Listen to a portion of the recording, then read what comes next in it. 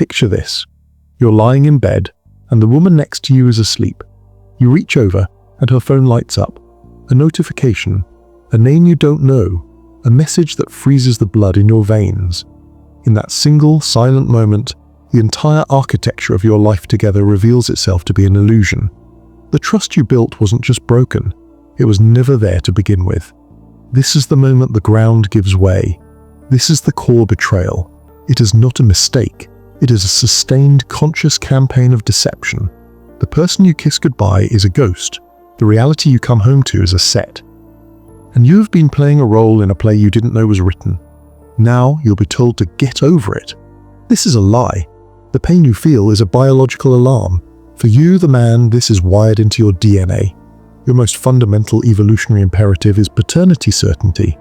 Infidelity throws a genetic hand grenade into that project. The primal terror is the horror of investing your life in another man's child, and it goes deeper. Humans are pair bonders. Your brain chemistry rewires itself around your partner. Oxytocin, vasopressin, these are the physiological glue.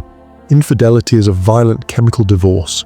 It's your own biology turning against you in an agony of withdrawal. This is why it feels like a death. So what happens inside your mind? Betrayal trauma operates on the same neural pathways as physical injury. Your amygdala, your threat detector, goes into permanent high alert.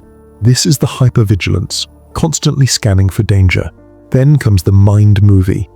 Your brain forces you to relive the betrayal with horrifying detail. This is your logical mind shutting down, leaving you with raw emotional footage on a loop. This is post-traumatic stress. Your mind is trying to solve an unsolvable equation. How could the source of your safety become the source of your greatest danger? It never happens in a vacuum. The explosion is always preceded by tremors. Look for these patterns. First, the opaque phone. The device is now a vault. It's face down, password protected. She takes it everywhere, her posture changing with every notification. Second, the emotional withdrawal. You're talking, but she's not there. The laughter is gone. Her eyes are distant. You are living with a ghost going through the motions. Third, the revisionist history. Suddenly the past is rewritten. Happy memories are now a difficult time. Your normal flaws become monstrous character defects. This is her building justification, making herself the victim of your failure. Fourth, the altered routine, unexplained late nights, a new friend group, a sudden, intense focus on her appearance that isn't for you. This isn't self-improvement, it's remarketing for a new audience. Individually, they are data points. Together, they form a trajectory pointing away from you. And when it happens, you will be told you are the problem. You're insecure, or you didn't meet her needs. This is the social conspiracy. We live in a culture that champions disposable relationships. It sells the lie that when a relationship requires work, you're with the wrong person. Modern therapy speak has become a weapon. My truth, following my heart. These are excuses for a lack of character. They reframe a choice to betray as a journey of self-discovery. Her friends will cosplay this narrative, validating her decision to destroy her family. There is no social cost for her, only a support group for her courage. And you, the man with a shattered world. You're told to be understanding, to forgive the same society that condemns a thief will ask you to empathize with a person who stole your reality. This is a moral sickness, so you try to fix it. You enter the negotiation phase. This is the death spiral, the hysterical bonding, the desperate, intense intimacy that is just a trauma bond and an aesthetic for a terminal wound. The endless talks that drain you until her voice becomes a trigger. You install the tracking apps. You demand the passwords. You become the warden of your own heart. And one morning you look in the mirror and you don't recognize the man staring back. The confident man is gone, replaced by a paranoid, hollow shell. Your life's mission has been replaced by a new one, to manage the pain of her betrayal. This is the inevitable collapse, not of the relationship, but of you. So let's speak the bitter truth, the unvarnished reality. Her infidelity was never about you.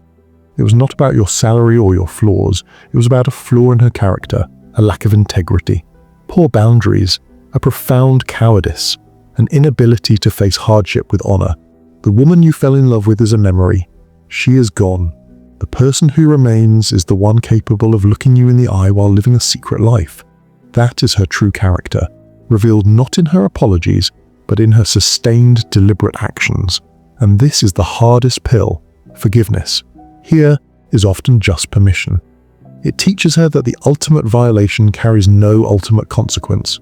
You can be civil, but you can never truly trust her again. The innocent trust is dead. To pretend otherwise is the final self-deception. So where do you go from here?